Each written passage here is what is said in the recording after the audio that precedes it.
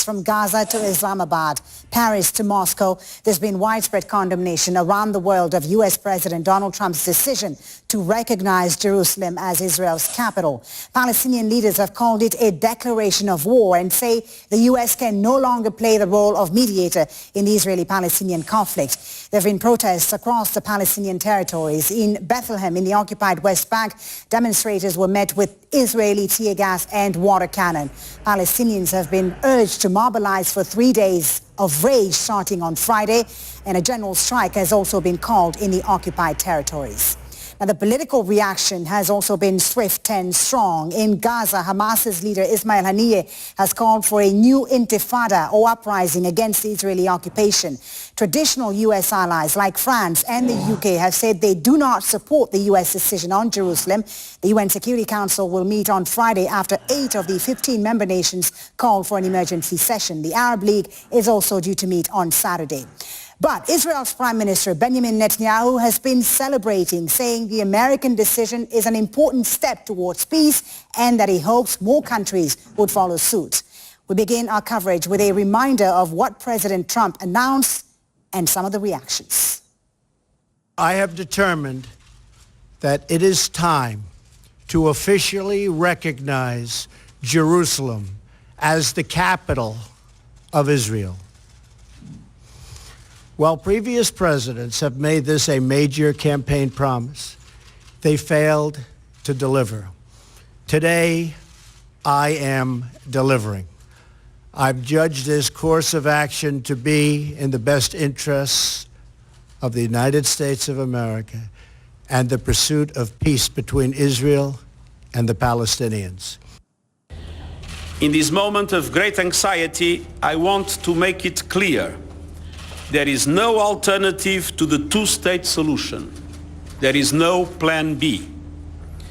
It is only by realizing the vision of two states living side by side in peace, security and mutual recognition, with Jerusalem as the capital of Israel and Palestine, and all final status issues resolved permanently through negotiations, that the legitimate aspirations of both peoples will be achieved. My Palestinian people, we are going through very difficult times after the decision made by the US administration regarding Jerusalem. They have chosen to contradict all the international resolutions and ignore all the international positions which have been expressed by many other countries and leaders over the last few days. All the efforts towards peace have been ignored. This is a reward to Israel and further encourages the occupation of the state of Palestine. We should call for and we should work on launching an intifada in the face of the Zionist enemy. Today there will be half solutions and narrow options. Let the Palestinian people unleash to express their anger and their commitment to their eternal right in Jerusalem and all of Palestine. Well, we have reporters in all the key locations monitoring the latest developments. Kimberly Hawkett is in Washington, D.C. Bernard Smith is in Gaza. Harry Fawcett in occupied East Jerusalem. But we begin with Hoda Abdelhamid, who's live for us in Ramallah, in the occupied West Bank.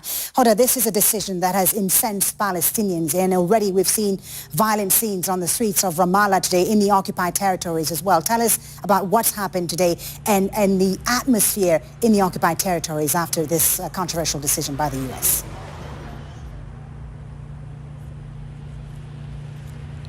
Certainly there's a very gloomy atmosphere ever since that announcement was made. When you speak to people, they tell you that the words that come up are anger, frustration, disappointment, and also a sense of betrayal. People tell you that for the last 20 years, all these negotiations have basically gone to waste, and it's now time for the Palestinians to find some new avenue to achieve their goal and their national aspirations. Now you can feel that anger, especially among the youth across the occupied West Bank. There were quite intense confrontations between the youth and the Israeli army. Actually, the Israeli military had announced that it had deployed several battalions as reinforcements across the occupied West Bank, expecting that there would be such scenes of unrest and violence. Now here in Ramallah, not very far from where I'm standing now, it has subsided because it's dark. There were for several hours intense confrontations ongoing. The Israelis have fired rubber bullets and tear gas. They also have fired sprayed skunk water at the protesters. But when you look at them, these are very young people who are born in the shadows of the Oslo Agreement. They were told ever since they were young people that they would get at some point their national aspirations. Now what they regard really as the heart of a Palestinian state, Jerusalem, seems to be slipping away. Right. And what they say is that we don't care about what President Trump has announced. We still regard Jerusalem as the capital of our future state, and we're not going to back off or be intimidated. And that was very much reflected in the slogans they were chanting. Right. There was also a lot of anger, for example, at Saudi Arabia. Many of the young people were saying that it's because of that friendship between Saudi Arabia and Trump that actually this step has been taken. Mahmoud Abbas, Hodda, the Palestinian Authority president, is in no doubt in a lot of pressure right now after this decision. Hamas's leader, we heard earlier today, blamed the PA for the situation that the Palestinians find themselves in today. Do you have a sense, do you get a sense that we're going to see some concrete action from the Palestinian Authority? What are they going to do politically about this decision?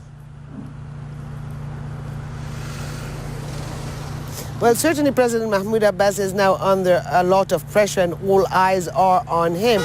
But you do get a sense really that all the Palestinian factions now will have to show a united front. Despite their political disagreements, despite their bickering, when it comes to Jerusalem, they all agree that it has to be part of a future Palestinian state. And that was very much reflected, I would say, in the protest today. Usually you would see all the flags of the various factions.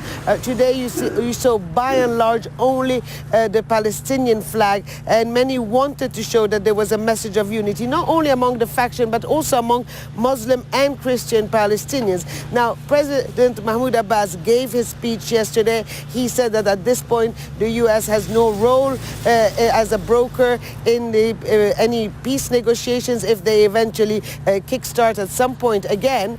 But on the other hand, I think people are expecting more from him. For example, the American vice president is supposed to come here later this month. You would hear people who would tell you, well, President Mahmoud Abbas should not meet him, should snub him actually. Some are going as far as saying that they should cut relations with the U.S. That might be a bit far-fetched, but this is just to give you an indication about how much pressure he is under from the Palestinians who want to see him take a decisive act somehow and very soon. Thank you very much for that, Hodda Abdelhamid, live for us in Ramallah in the occupied West Bank. Let's now go to Harry Fawcett, who is at Damascus Gate in occupied East Jerusalem.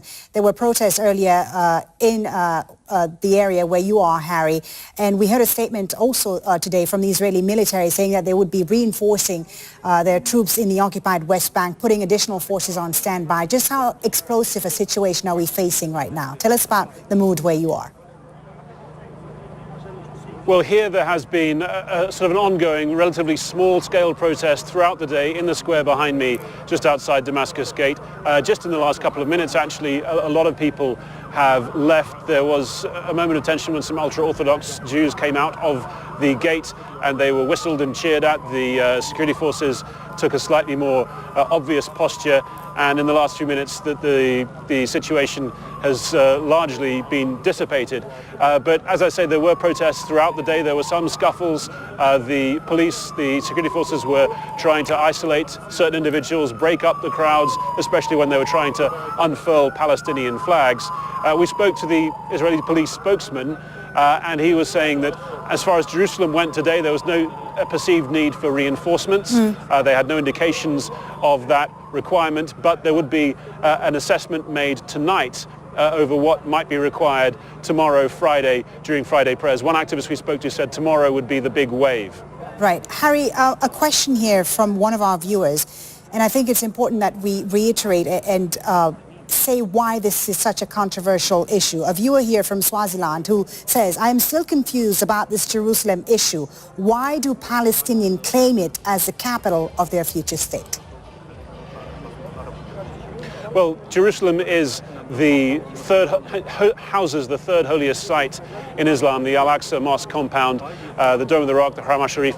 That is a key part of the Palestinian identity, the Muslim identity here as well, but also Palestinian Christians, the minority of them who live here, really value this as a city of equal rights for all three faiths, all three religions. And the Palestinians as a national entity see it as vital that Jerusalem is the capital of its future state. That is what so much has been based on since Oslo in the last 23 years, that Jerusalem would be shared, divided, somehow solved in a way that would allow it to be the capital of a Palestinian state. And for Donald Trump to make this announcement, to say that as far as he's concerned, Israel, it is the Israeli capital, and not just that, the emotive language that he used about how the Israeli identity here, the fact that he said it went back thousands of years in Jewish history as the capital, it was the heart of one of the most thriving democracies of the world. All of this was entirely weighted on the Israeli side of the equation. He did say that its final status, he wasn't prejudging that would have to be negotiated according to both sides, but there was no equivalent sort of emotional resonance as far as Palestinians are concerned, and they're terrified that it's really the precursor to losing Jerusalem.